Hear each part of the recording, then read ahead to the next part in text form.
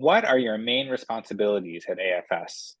Okay, so my main responsibilities, I'm the assistant program director for East Bay Foster Care. So I work under Manisha, who's the program director. So it's really oversight of the whole East Bay Foster Care program.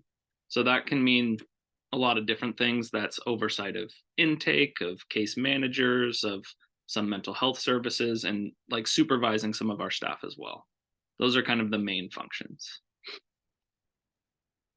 What led you to work in this field?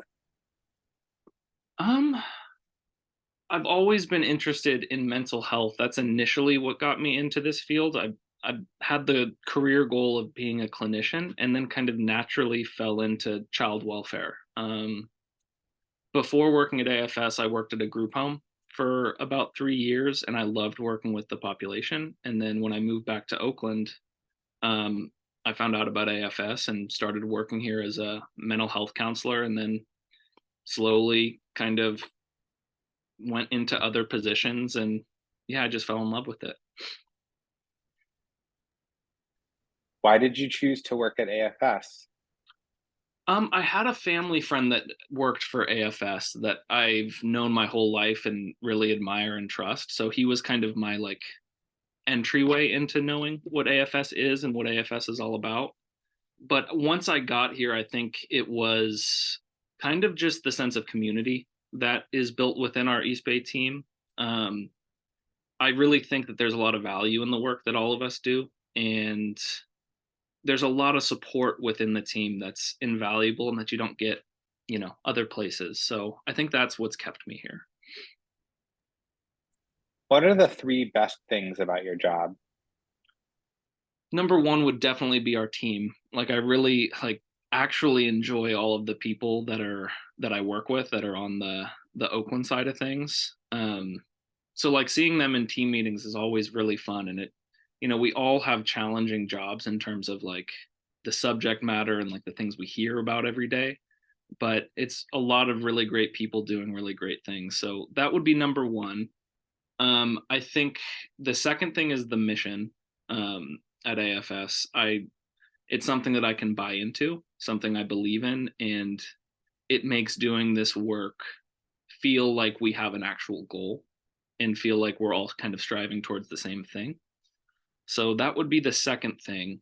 Um, and the third thing would be that I truly believe that we actually provide very good services for the kids and families. Um, I was a service provider before this position, and I've gotten to work with a lot of different clinicians, MHRS, support counselors, and everybody's different. Everybody's unique in their style, but the service delivery itself is excellent. Um, and that's something that I pride myself on, and I pride this agency on. What would you say are the three toughest things about your job? Ooh, number one might be being on call all the time. Like that's just a reality. That's something I wish we didn't have, but it is what it is. And most of the time, we're not getting too many after hours calls unless it's truly an emergency. So that's number one. Number two would just be it can be hard to hear about trauma consistently. Like it's not all day every day, but it's consistent enough that, it's easy to kind of get numb to it when we're reading a kiddo's case file and we hear what's happened to them. That's challenging. And the third thing I would say is, I think we have a pretty good track record of this, but when we don't have the most positive discharge for a kiddo, so meaning they might AWOL, they might end up somewhere that's not a positive thing, like when placement can't be kept or resolved, that's always hard for me, knowing that you always question if you could have done more, if the team could have done more, and what could have prevented that outcome. So that's the third challenge. What are the biggest misconceptions about foster care that you would like to address? It's a good question. I think the first thing I think of is that foster parents only do this for money. I can tell you, well, even when I started here, I had heard that stigma. Um, On some level, excuse me, maybe I even believed it to a certain extent. But after doing this at this agency for 5 years, it couldn't be the furthest thing from the truth. I mean, what they do is incredible, and there's no amount of money that can, I don't know, that can pay for the things that they go through and the things that they intervene on and all of the work that they do. So that would be number one. Um, you said misconceptions, right? The three misconceptions. I think the other one would have to do with the kids or the clients, that they're damaged less than. Um, yeah, I think that there's a stigma about foster youth that they're just going to end up incarcerated or out on the streets or drug addicted. And they're just human beings too. They just happen to have been through some horrible things that nobody should ever have to go through, let alone kids. But they're all very unique, capable, intelligent, and able to, achieve in their lives just like we are. Let's see, third one, third misconception. Mm, I can't think of one at this point. Is that okay if I don't have a third? Certainly, that is Okay, definitely okay. cool.